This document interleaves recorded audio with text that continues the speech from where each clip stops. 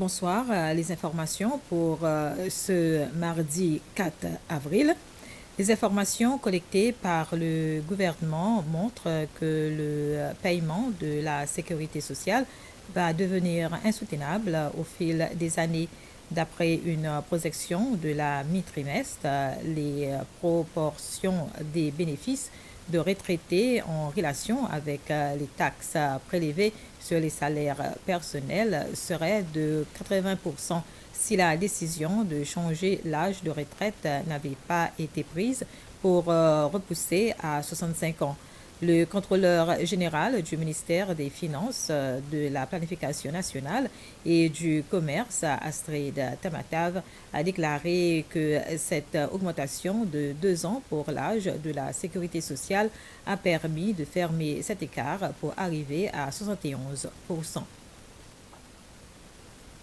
Les personnes qui tiennent de remorques étales dans l'ancien jardin d'enfants ont été informées n'être plus autorisées à rester dans ces lieux à partir d'aujourd'hui. C'est en raison du très prochain démarrage du projet de développement du Waterfront vers 11 heures au moment où notre équipe arrivait sur les lieux. La majorité des petits restaurants avaient fermé. Seulement, ma boulangerie faisait partie des quelques remorques étales encore ouvertes. Le projet de redéveloppement de Beauvallon est un projet d'intérêt national qui va créer de nombreuses opportunités de business, au total 40. C'est la ministre chargée de l'entrepreneuriat, David Cavidot, qui l'a annoncé quand elle répondait à une question urgente du dirigeant de l'opposition à l'Assemblée nationale, Sébastien Pillet, ce matin.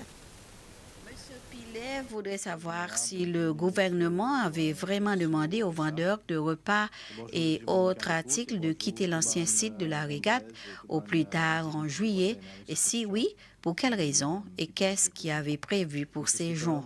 Il voulait aussi savoir si le gouvernement a repéré des lopins de terre pour les personnes qui pourraient entreprendre leur business.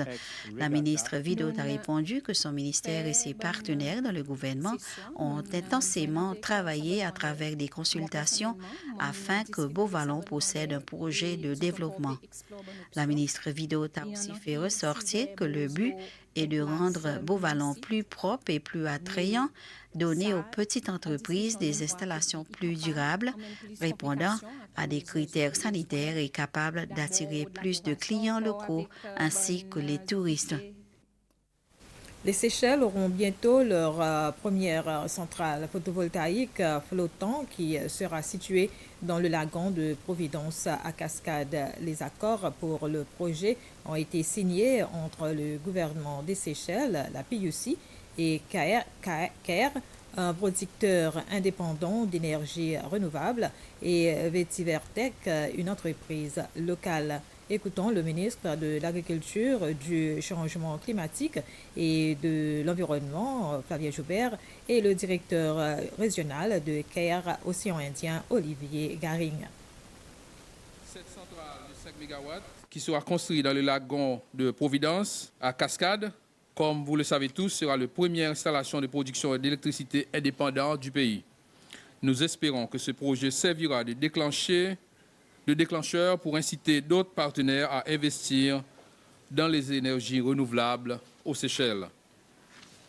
Le gouvernement demeure déterminé à assurer la sécurité énergétique par des meilleurs d'investissement et une utilisation accrue des énergies renouvelables dans le pays.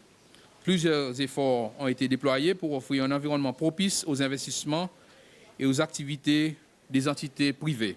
Ces dispositions, ainsi que d'autres dispositions juridiques et économiques, devraient fournir le cadre nécessaire pour que les opérateurs publics et privés contribuent à atteindre l'objectif de 15% pour les énergies renouvelables d'ici 2025 et aussi nous aider à dépasser ce but. CARE est particulièrement fier aujourd'hui d'avoir signé cet accord avec le gouvernement des Seychelles, avec PUC. Pas parce que c'est seulement le premier accord IPP de production indépendante de Seychelles, mais parce que c'est un projet emblématique, je pense. Bien sûr, un projet flottant sur un lagon de taille industrielle, ce qui est aujourd'hui une première, je pense, on peut le dire, et qui marquera, je pense, l'histoire de la production indépendante aux Seychelles, mais aussi globalement dans toutes ces nations insulaires qui ont un challenge important pour réaliser leur transition énergétique. Donc c'est à ce titre, je pense, que ce projet est particulièrement important. Il était un professeur de parachute passionné. Le rayonné Thomas Camarazana a perdu la vie vendredi à l'âge de 44 ans, présent aux Seychelles avec des amis pour participer à un festival de parachutisme qui durera jusqu'à dimanche. Il a été victime d'un accident à l'atterrissage. Selon les chiffres de la Fédération internationale, un tel drame se produit une fois tous les 142 000 sauts en parachute. Il est 14h vendredi dernier et Thomas Camarazana saute en parachute avec un groupe d'amis au-dessus des îles de Pralin et Curieuse. Un saut comme le professeur de parachute réunionnais en a fait des milliers, mais qui sera son dernier. Son ami Guillaume Perrault a assisté au drame depuis les airs. Je l'ai vu toucher l'arbre et il a fait une forte accélération au-dessus des arbres. Et quand il a voulu repasser du côté des plages, il est passé entre deux arbres, il a touché une branche, ce qui l'a complètement déstabilisé. Il a été projeté au sol, il est arrivé à 90 km/h et ça l'a tué sur le coup. Passionné de parachutisme, Thomas Camarazana a perdu la vie en s'adonnant à sa passion.